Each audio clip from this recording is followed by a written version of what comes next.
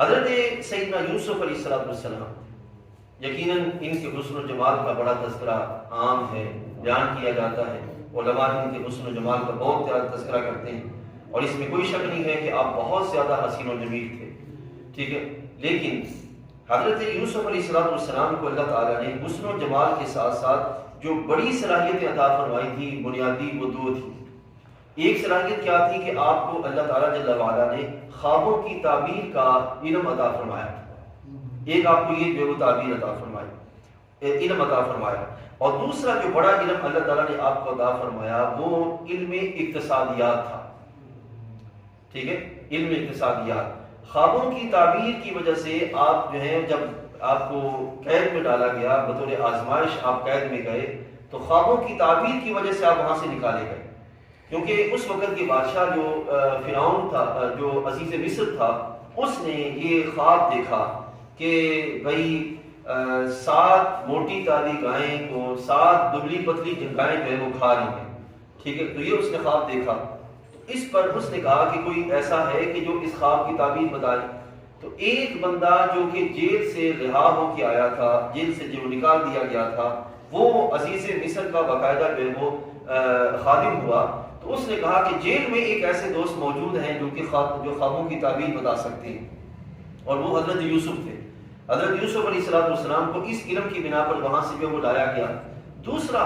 جب حضرت یوسف علیہ السلام پہنچے تو اس نے آپ کو اپنے قریب کیا، اور آپ کو اپنے قریب کرتے ہوئے اپنے قرب خاص میں مقام دینا چاہا، جگہ عطا کرنی چاہی، تو آپ نے فرمایا کہ یوں کرو، مجھے جو تمہارے خزانے ہیں نا، ان کا جو قلمدان ہے وہ مجھے عطا کر دو، یعنی کہ وزیر خزانہ بنا دو، ٹھیک ہے، یہ کیفیت آپ نے فرمائی کہ وزیر خزانہ جو ہے وہ مجھے بنا دیا جائے۔ اب سوچیں ایک لمحے کے لیے، وہ جو انہوں نے خواب دیکھا تھا نا عزیز مصر نے کہ 7 موٹی گائیں جو ہیں ان کو 7 دبلی پتلی جو ہے وہ گائیں وہ کھا رہی ہیں، تو اس وقت وہ کیا تھا کہ بھئی 7 سال قحط پڑے گا، ٹھیک ہے نا جی، پہلے 7 سال جو ہے وہ تمہیں گندم ملے گی، پھر 7 سال جو ہے وہ مزید قحط پڑے گا، اس کے بعد جو ہے وہ تمہیں جو ہے وہ سکون کی کیفیت آئے گی۔ تو اس قحط کے دور میں حضرت یوسف علیہ السلام نے کس طرح تدبیر اختیار کی کہ ان کو قحط کے دور سے نکالا، یہ ہے وہ علم کہ جس کے سبب اللہ تعالیٰ جل وعلا نے حضرت یوسف علیہ السلام کو اور مرتبہ اور بلندی عطا فرمائی، ٹھیک ہے۔ یہ بات واضح رہے، آج کے اس دور کے اندر ہم یہ سمجھ بیٹھے کہ شاید جو ہے وہ جو ویسٹ کے سودی طریقے ہیں انہی طریقوں پر چل کر ہم اپنی جو معیشت ہے اس کو بحال کرنے کا اہتمام کر سکتے ہیں، یہ بات واضح رہے۔ ایک ہے وسائل پیدا کرنا، اور ایک ہے جو موجودہ وسائل ہیں ان کا اس طرح استعمال کرنا کہ ان کی ضیاع سے ان کو بچایا جائے۔ پاکستان میں اس وقت جو معاملہ بن رہا ہے وہ وسائل پیدا کرنے کی تو اول تو وہ کوشش نہیں ہو رہی، بہت کم کوشش ہو رہی ہے، اور دوسرے جو وسائل موجود ہیں ان کی ضیاع کاری کا اس طرح سلسلہ ہو رہا ہے کہ سرے سے جو ہے وہ تباہی کے دانے پر جو ہے وہ ہم جا کے کھڑے، ٹھیک ہے۔ تو حضرت یوسف علیہ السلام نے یہ کام کیا کہ ان کو جب وزیر خزانہ بتا دیا گیا تو اس وزیر خزانہ ہونے کے سبب آپ نے 7 سال جو گندم ہوئی اس 7 سال میں گندم کو اس طرح سمیٹا کہ جب 7 سال قحط پڑا تو وہ سمیٹی ہوئی گندم 7 سال استعمال ہوتے رہے۔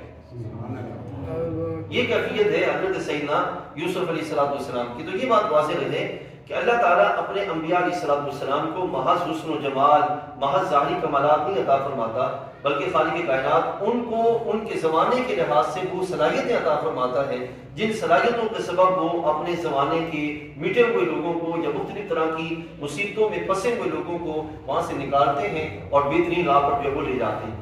یہ وہ کیفیت ہے جو اللہ تعالیٰ۔ اب سوچیں ایک لمحے کے لیے، اگر حضرت یوسف علیہ السلام کو اللہ نے یہ صلاحیتیں دی ہیں تو ہمارے آقا صلی اللہ علیہ وسلم کو اللہ تعالیٰ نے کوئی صلاحیت نہیں عطا کی ہو، ٹھیک ہے۔ ہم انتہائی معذرت کے ساتھ کہ ہم سرکار دو عالم صلی اللہ علیہ وسلم کی محبت اور آپ کے معجزات صرف انہی کا بیان کیا جاتا ہے، آپ کے وہ معاملات کہ جس کے سبب آپ نے قوم کو ان کے پاؤں پہ کھڑا کیا اور قوم کو ذمہ دار قوم بنایا، اس طرح کہ وہ پھر زمانے کو دینے کے قابل ہو گئے، تو وہ چیزیں اگر ہم پڑھ سمجھ لیں اور اپنی قوم کو سمجھا دیں تو یقین جانیے گا آج پھر سے ہم اسی روش پہ آ سکتے ہیں جو اللہ نے کبھی اس امت کو عطا فرمائی۔ بات سمجھا کہ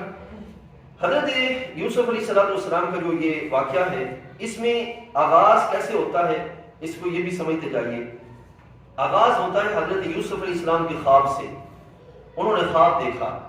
اذ قال یوسف لابیہ، اور خواب اپنے ابا جی کو بیان کیا. یہ بات یاد رکھیے گا، نبی جو ہوتے ہیں نا ان کا خواب بھی بدرجہ وحی ہوتا ہے. نبی کا خواب محض خیال نہیں ہوتا، ٹھیک ہے، محض گمان نہیں ہوتا، ان کا خواب بھی بدرجہ وحی ہوتا ہے. اور جو کچھ انہیں خواب میں دکھایا جاتا ہے حقیقتاً وہی ہونا ہوتا ہے، ٹھیک ہے. اور نبی علیہ السلام کی، ہمارے آقا صلی اللہ علیہ وسلم کی حدیث طیبہ موجود ہے کہ نبوت ختم ہو گئی اور نیک خواب باقی رہ گئے،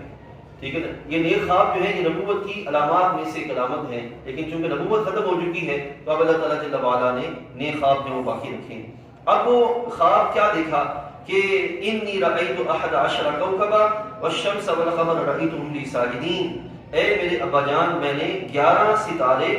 سورج اور چاند کو اپنے لیے سجدہ کرتے ہوئے دیکھا. یہ خواب دیکھا. اب 11 ستارے تھے آپ کے بھائی، اور سورج اور چاند تھے آپ کے والد صاحب اور آپ کی والدہ صاحب، ٹھیک ہے نا. اب یہ خواب دیکھا. اس خواب کی تعبیر ہوئی انتہا پر جا کر، اور اس دورانیے میں آپ جو ہے وہ آزمائش سے گزرے. یاد رکھیے اللہ تعالیٰ جل وعلا جب انبیاء علیہ السلام کو ان کے بلند ترین مقام پر لے جانا چاہ رہا ہوتا ہے نا تو اس دورانیے میں ان کو مختلف آزمائشوں سے گزارتا ہے، ٹھیک ہے جی. تو یہاں جو ہے آپ کا وہ کنویں میں ڈالے جانا، پھر وہاں سے نکال کر عزیز مصر کے پاس پہنچنا، پھر وہاں ان کے گھر میں پلنا، پھر جو ہے وہ ایک خاص مرحلے کے سبب جو ہے آپ کو قید میں ڈالا جانا، پھر قید سے نکالا جانا، پھر جو ہے وہ بادشاہ وقت کے دربار تک پہنچنا، اور پھر وہاں وزیر خزانہ بننا، ٹھیک ہے. اور پھر کنعان جو علاقہ تھا، جس علاقے میں حضرت یعقوب علیہ السلام موجود تھے، اس علاقے کے اندر قحط پڑنا، اس علاقے کے لوگوں کا حضرت یوسف علیہ السلام کے پاس جانا، پھر حضرت یوسف علیہ السلام کا ایک طریقے سے اپنے بھائیوں کو ایک لکھا دے کر اپنے والد صاحب کو جو وہ پاس بلانا. اور پھر وہ لمحہ بھی آتا ہے جب حضرت سیدنا یعقوب علیہ السلام خود تشریف لاتے ہیں.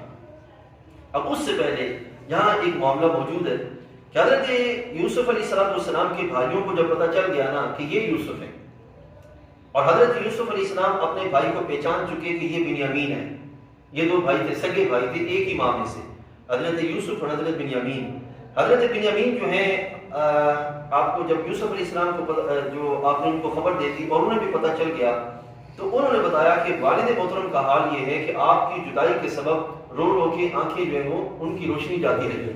ٹھیک ہے. اب اس وقت حضرت یوسف علیہ السلام نے ارشاد فرمایا اذهبوا بقمیصی هذا فالقوه على وجه ابی یأتی بصیرا، کہ یہ میری قمیص لے جاؤ اور جب اپنے والد محترم کے پاس پہنچو تو یہ قمیص ان کی آنکھوں میں ڈال دینا، اللہ بنا عطا فرمائے.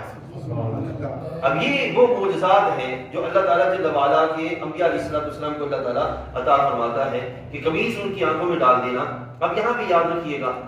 یہ ایک بحث کی جاتی ہے، ایک ہے ما فوق الاسباب، ایک ہے ما تحت الاسباب، کہ جی جو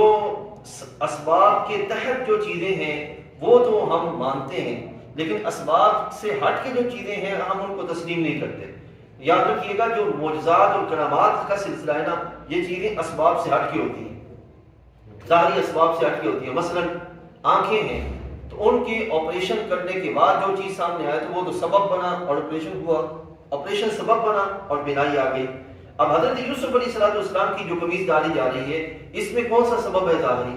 ظاہری تو کوئی ایسا سبب نہیں ہے کہ جناب حضرت یوسف علیہ السلام کی قمیص میں جا کے آپریشن کیا ہو اور پھر جو ہے وہ حضرت یعقوب علیہ السلام کی بینائی واپس آئی ہو. یہ یوسف علیہ السلام کی قمیص کا ڈالا جانا، اور یہ بھی یاد رکھیے گا ایسا بھی نہیں ہے کہ یہ محض گمان ہے یا محض خیال ہے، بلکہ ایک حقیقی معاملہ ہے کہ قرآن میں کوئی بھی چیز ناقص یا جو ہے وہ ایسی بیان نہیں کی گئی کہ جس میں حقیقت موجود نہ ہو، یہ حقیقت معاملہ ہے. تو جو ہی قمیص ان کی آنکھوں پہ ڈالی گئی تو اللہ تعالیٰ جل وعلا نے قمیص کی برکت سے جناب یعقوب علیہ السلام کو بینائی عطا فرمائی. اب حضرت یعقوب اور آپ کی والدہ اور آپ کے بھائی سارے کے سارے پھر جو ہے وہ مصر آئے، ٹھیک ہے، پورا لشکر آیا مصر. اور اس وقت جب آپ مصر آئے تو آپ نے اپنے والدین کو تخت پر بٹھایا تعظیم کے لحاظ سے، اور پھر جب وہ تخت پر بیٹھ گئے تو اس کے بعد وہ دونوں نیچے اترے اور 11 بھائی وہ سارے کے سارے انہوں نے وہاں پہ جو ہے وہ سجدہ کیا، ٹھیک ہے. وہ سجدہ جو تھا وہ سجدہ تعظیمی تھا، یہ یاد رکھیے گا. پہلی امتوں میں سجدہ تعظیمی جائز تھا، اس امت کے اندر سجدہ تعظیمی بھی جائز نہیں، ٹھیک ہے نا. سجدہ اگر عبادت کوئی کرتا ہے سجدہ عبادت تو وہ کفر کرے گا، اور اگر کوئی سجدہ تعظیمی کرتا ہے تو وہ حرام کام کرتا ہے، ٹھیک ہے. اور پھر یہ بھی یاد رکھیے اگر ایک بندہ کسی مقام پہ سجدہ تعظیمی کر رہا ہے تو وہ حرام کام کر رہا ہے، اور اس حرام کام کی وجہ سے وہ کافر نہیں ہو جائے گا، ٹھیک ہے؟ جیسے کوئی شراب پیتا ہے، ٹھیک ہے، تو شراب کو حلال سمجھے بغیر گناہ سمجھ کے ہی پیتا ہے تو وہ حرام کام ضرور کر رہا ہے، تو اس حرام کے سبب وہ کافر نہیں ہو جائے گا، اس کو سمجھایا جائے گا اور اس کو جو اس طرف جو ہے وہ لانے کا اہتمام کیا جائے گا۔ تو یہاں یہ جب سارا معاملہ ہو گیا تو اس وقت حضرت یوسف علیہ السلام نے فرمایا قال یا ابتی ھذا تأویل رؤیای من قبل، یہ ہے وہ خواب کی تعبیر جو میں نے دیکھی تھی اس وقت۔ یہ جب سارا معاملہ ہو گیا نا اس وقت پھر حضرت یوسف علیہ السلام نے دعا مانگی، ربی قد آتیتنی من الملک وعلمتنی من تأویل الاحادیث، اے اللہ تو نے دو چیزیں مجھے عطا فرمائی، ایک تو یہ وزیر خزانہ مجھے بنایا، اور دوسرا تو نے مجھے جو وہ خوابوں کی تعبیر عطا فرمائی، ٹھیک ہے؟ اور ساتھ ہی فرمایا کہ انت ولی فی الدنیا والآخرہ، تو میرا کام بنانے والا ہے۔ جب بھی دعا مانگے کوشش کریں دعا میں یہ چیز جو ہے وہ یہ دعا یاد رکھیں، انت ولی فی الدنیا والآخرہ، تو ہی مولا میرا کام بنانے والا ہے دنیا اور آخرت میں۔ توفنی مسلمہ والحقنی بالصالحین، مجھے مسلمان اٹھا اور ان سے ملا جو تیرے قرب خاص کے لائق ہے۔